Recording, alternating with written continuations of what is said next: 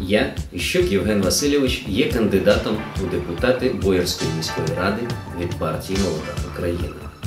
Сьогодні важко залишатись байдужим, спостерігаючи за тим, що відбувається у місті, яке кожен з нас вважає рідним. У місті, з яким більшість із нас пов'язує не тільки власне дитинство, навчання у школі, перші успіхи, але й майбутнє.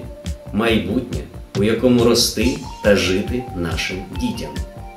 Величезна кількість питань та проблем, які накопичились у Боярці за останні роки, залишаються відкритими.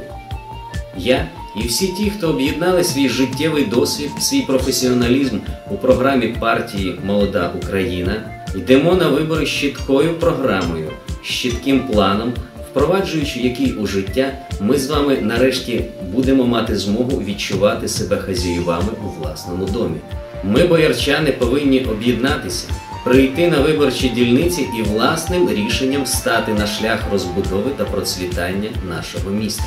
До вас, творчих та успішних, розумних та поміркованих людей, які сьогодні живуть в Боярці, я звертаюсь і закликаю 31 жовтня прийти на виборчі дільниці і зробити власний вибір, тим самим не давши в черговий раз владі обирати за нас.